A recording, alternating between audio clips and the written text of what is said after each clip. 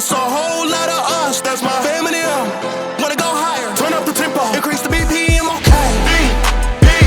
Increase the BPM. Increase the BPM. Increase the BPM. Increase the BPM.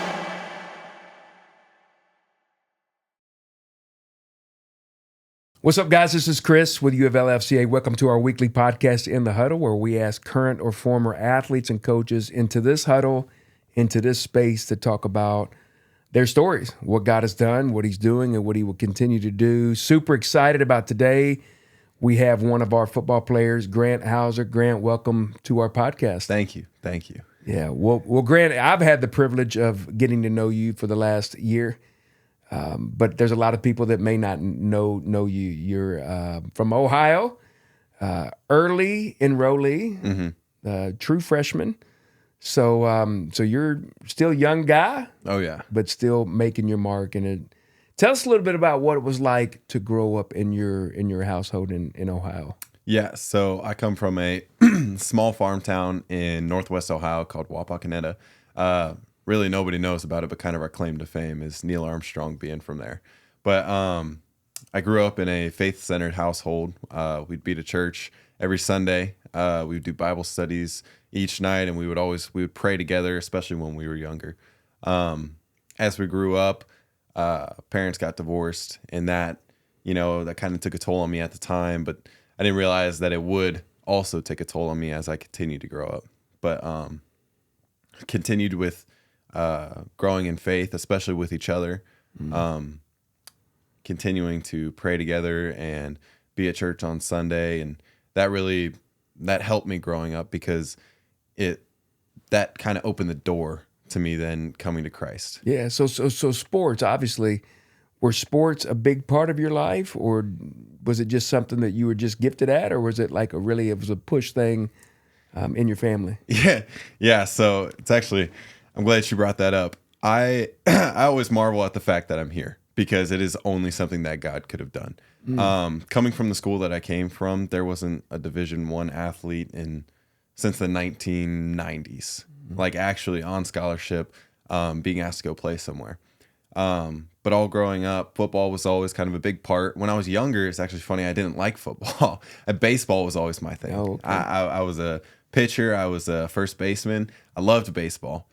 But then once I kind of got to middle school, I was like, all right, you know what? Football's what I want to go with. And it's actually funny because 8th grade year was when I really started to grow. But before that, I was just like everybody else. Like, I mean, I was the 5'7", unathletic kid up until 7th grade. And so once 8th grade hit, I was like, all right, we're going to take this more seriously. And then just continuing all throughout high school, freshman, sophomore year, it was big. Sophomore year, some offers started to come in. But then junior year and senior year, of course, that's when things really took off. But I say it's all because of God that I'm able to even be here because, especially coming from the school that I'm coming from, we weren't really a big passing team. It was really hand in the dirt, go put your face on somebody every play. But I'm also thankful that I came from that because that instilled a lot of values in me to just go out and work and not complain about your situation, but just to go out and work and continue to become better. Yeah, well, so, being a tight end, you had to be strong enough to block people fast enough to outmaneuver or outquick some linebackers and versatile enough to catch the football. Mm-hmm. So obviously, you being a tight end do all those things. You do that in high school, and you're starting to get some notoriety, and you're starting to get some looks from different places. Tell us what recruiting looked like for you. Yeah, so it kind of started off slow. My sophomore year in May, I got my first offer from Central Michigan, and that's really what kind of kick-started things. And throughout my sophomore year, a lot of the MAC schools were contacting and ended with about 4 or 5 offers that off season.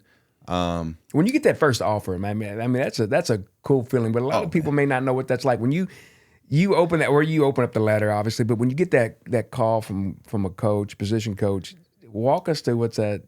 Oh my goodness, that's a great question. So The coach actually came and visited, and I wasn't expecting it at all. Like, it was the first time a coach ever visited. I was like, this is crazy. Like, I was just ecstatic that somebody was coming and my name got called to go and talk to him. I was like mouth to the floor of that already.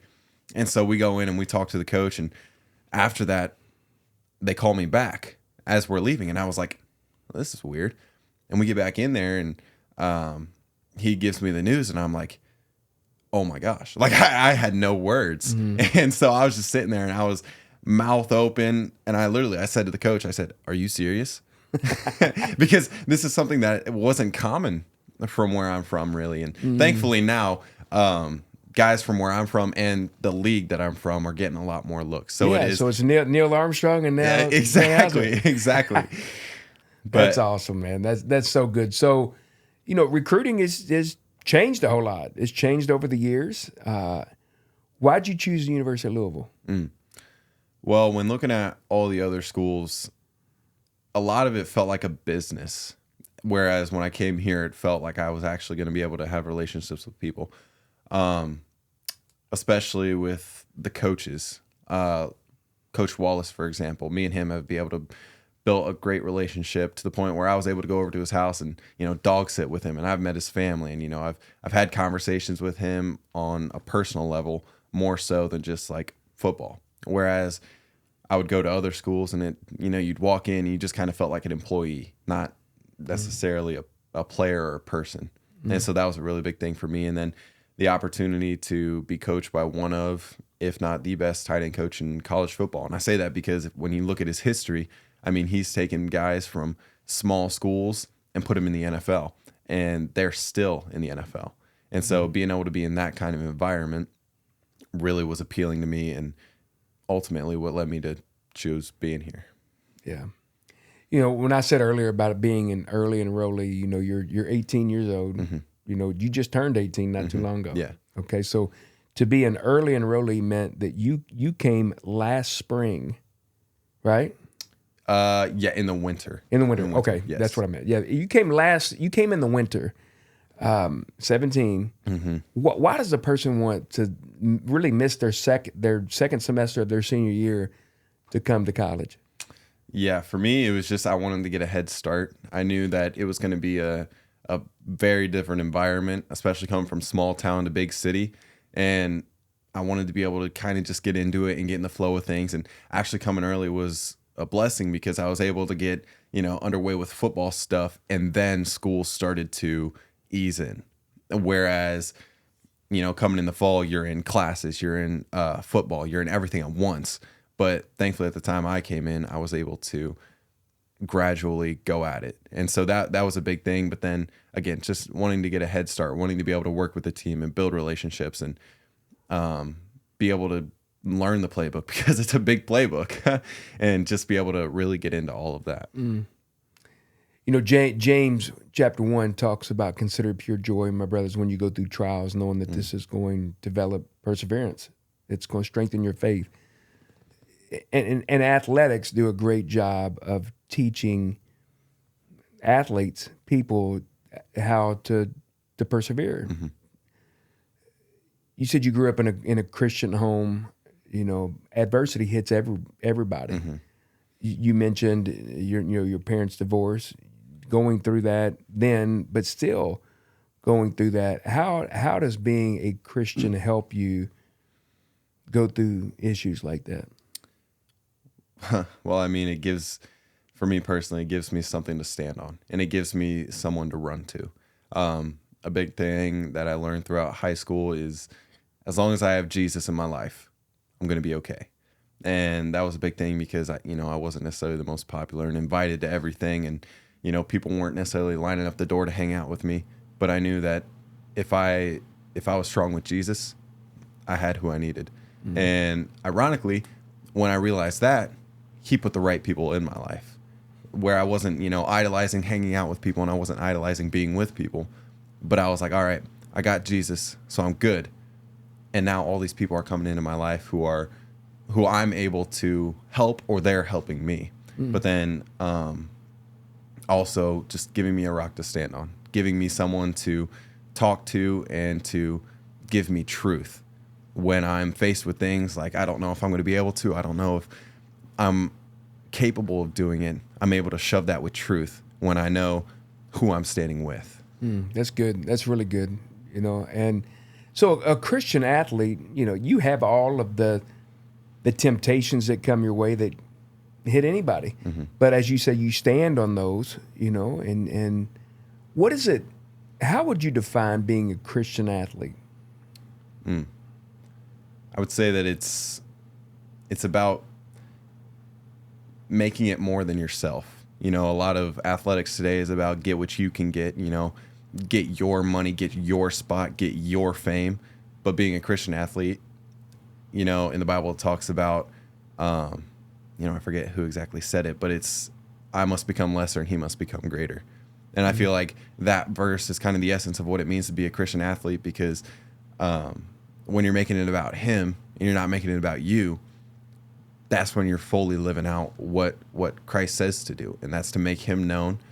And in that, you're humbling yourself and making yourself lesser. Wow, that preaches so much to so many people, because all of us can get to a point where we want what we want. And as you talked about, John the Baptist, just saying how, I must decrease, he must increase. That's countercultural and that's counterintuitive to do that. So for us to be Christ-centered and focus our attention on him means we think less of ourselves and more of him. Man, that's such a good point. You're part of FCA on Monday night. You're part of our football Bible study that we do. Why do you want to get plugged into certain things like that? And how are those avenues benefit you? Yeah, so why I do it, I think that all throughout the Bible, it's evident that God made us to be with a community of believers. I think that that's how God really sharpens us, is through the work and the continuity of your community. When God can rub you against people who, are a little longer in their faith and who are more knowledgeable, and you're able to be with them and learn from them, I think that that's really important. And I know that it's helped me, especially going to FCA and seeing, 200 some people on any given Monday, and be able to just sit with them and learn, because we're all trying to learn. And we're with people who know more than us, and we're able to learn from that. And so that's helped me in my faith. And, I think it's really important to be around a group of believers, because when you surround yourself with that, you become more like it. Yeah. Our Monday night, like you said, get a couple hundred athletes, and it's such a cool environment, because a lot of places you don't have the football and basketball and baseball and swimming and diving and golf and tennis that all come together, and we're spending an extended amount of time, in the book of Genesis. And so what's some things, as we're making our way through Genesis, what's something that's standing out to you about the book of Genesis? Something that really, and this has always kind of stood up, but especially as we've gone through it, but how God will take somebody who, other people would otherwise overlook, such as Noah. I mean, people will overlook him and just called him a crazy Christian, essentially. Abraham, who was originally Abram, and God took him and is going to turn him into a great nation. But I think it's cool how God will take people who others will otherwise overlook, and he'll turn them into something great. He'll turn them into a great nation. And something I'm really looking forward to is when we get to the end of Genesis and we look at the story of Joseph, and how Joseph was, the bottom barrel, but God turned him into one of the greats. So that's good, man. So tell me, often believers will talk about the importance of having a personal quiet time with God. You have FCA, where there's a group of a couple hundred. You have a small group, where there's a group of maybe 20. But then there's also time where you just want to spend on your own. Like, what does that look like for you, being an 18-year-old young athlete? What does it look like to spend a quiet time alone with God?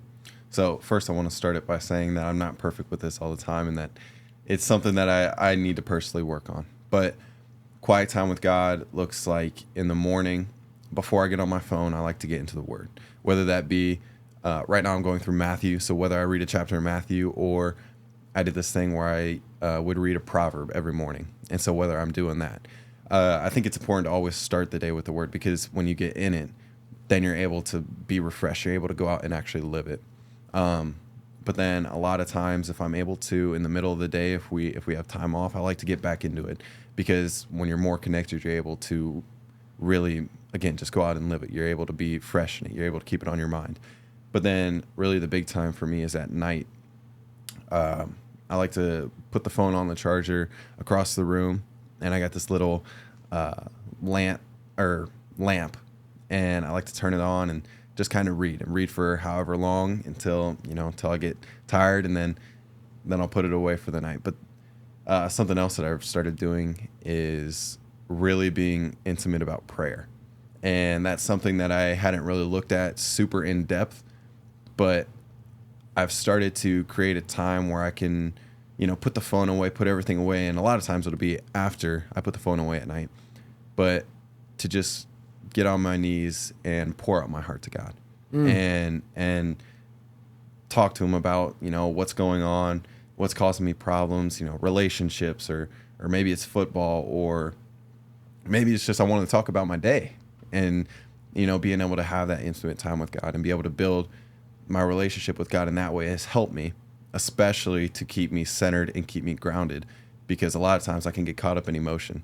And if I don't have that outlet of just talking to God and having that time with him, I can get lost in it very easily. Yeah. I think you hit on so much right there, but one of the things that inhibits people from really talking to God is because the need that they feel like they have to speak differently than they normally would. It's like that we can approach God just like you and I are talking. He already knows us. So to be able to say, Lord, I need you. Lord, my day's been fantastic. Thank you, God, for just what you've allowed me to be part of.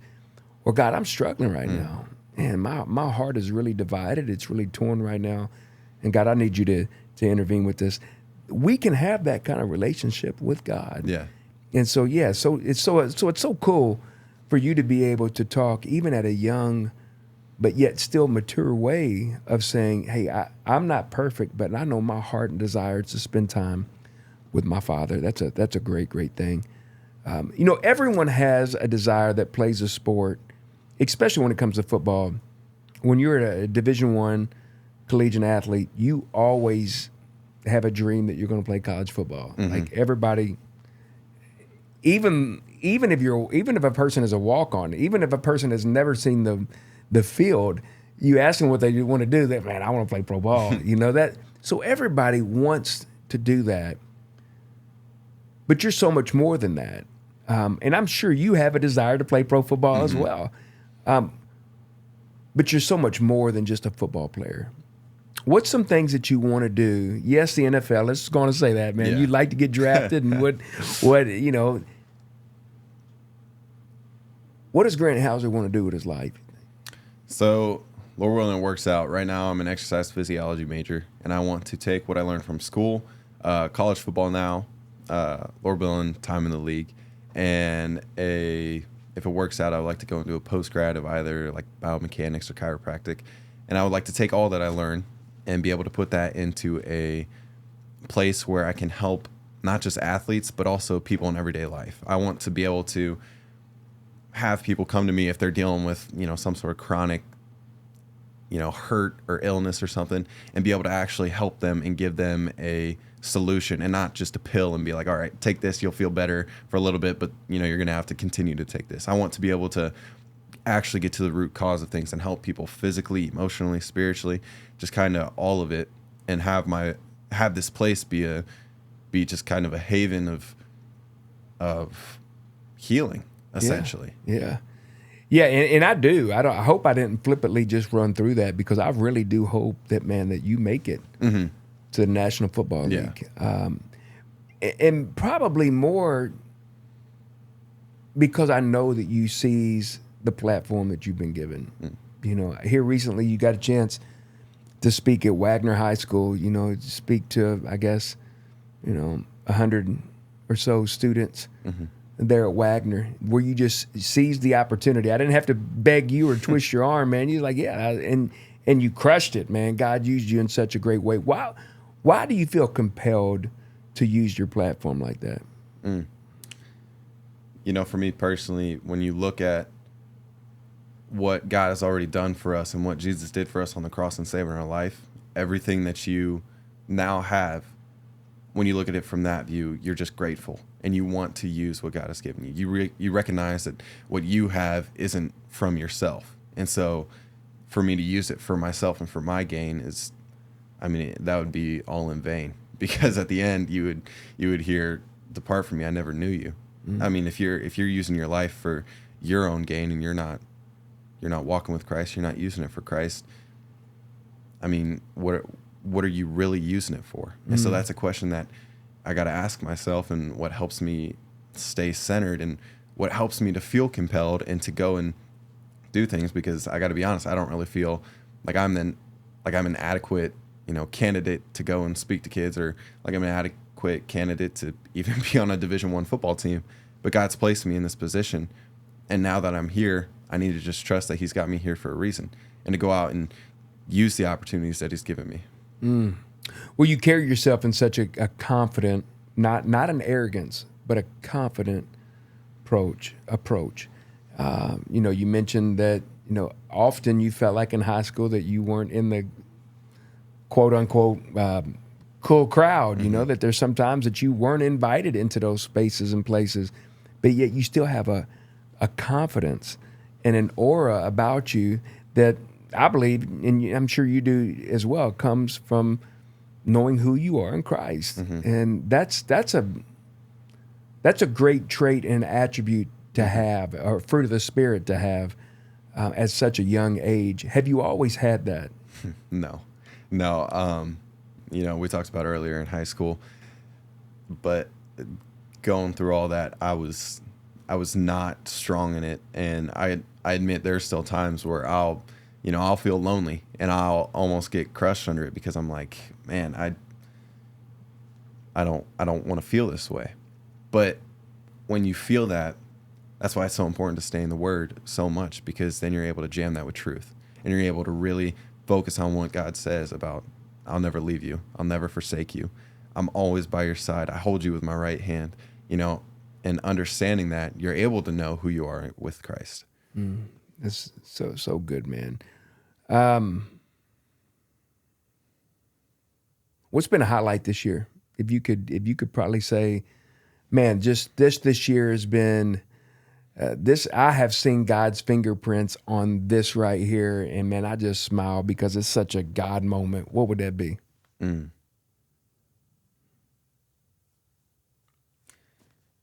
I would just say, in the ways that He's helped me bounce back with all that has gone wrong. Of course, with the different injuries that I've had this year, but God has used those in a really great way to both humble me and to prepare me for whatever He would have next. And being able to see that, yes, it's bad in the time, but I say it's a great thing how God has used it, and it makes me, joyful with how God has used it, because I wouldn't be in the same position I am right now had He not allowed that to happen.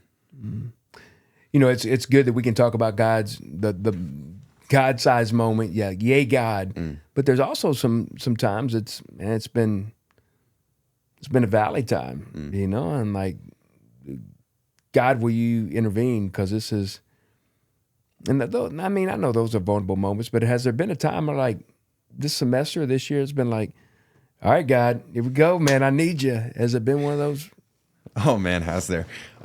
So back in February, when I first hurt my knee, I tore my meniscus and needed surgery on it. After I got surgery, well, actually, rewind. After I got the news that I was going to need surgery, I went back to my dorm room and I laid on my floor and I cried, and I was listening to this song, and I had to repeat Jeremiah 29:11 at least 100 times to myself, just laying on the floor right there, understanding it's not going to go my way. This is about to be really hard, but I know that God's got me and God's still got a plan. And so fast forward to after getting surgery, you know, just all the rehab and all that goes with it, and, you know, having a plan of my own that I thought was gonna work out, and all that just being cut down. And now that I'm, you know, without a leg, I'm going through a lot of pain. I'm on certain medications after surgery. I get a call one day, and I get news that somebody who I was really close with from back home had died.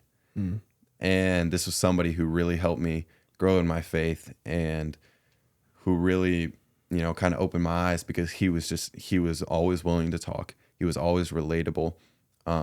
He had an incredible testimony of his own, and just being able to spend time with him was something that really pushed me. And I got news of that, and that crushed me even more. And I was like, this is somebody that I was texting with the other week, and he was planning on coming to Louisville to come and hang out for a weekend. He was going to come and catch a game. He was going to, you know, and just be able to kind of sit down and hang out with each other. But once I got news of that kind of more so crushed me. And then fast forward in the recovery process, you know, just about to get back into play. You know, I'm starting to work out again. I'm starting to be able to ease back into practice. And I get another phone call. It says my grandma's in the hospital. And my great grandma, she was about 104 years old. So she had lived her fair share of life. But I got news that she wasn't doing very well. And so my mind, of course, just went to the worst. And sure enough, she did end up passing. And that was just another kind of block in the way. And then a little bit after that, we were at practice, and, you know, it was just a normal routine practice. It was my first full padded practice back. And as we were going through this one period, there was a blitzing safety coming off the backside. He dove for the running back, missed, dove right into my knee. I just got done rehabbing, and it sprained my MCL.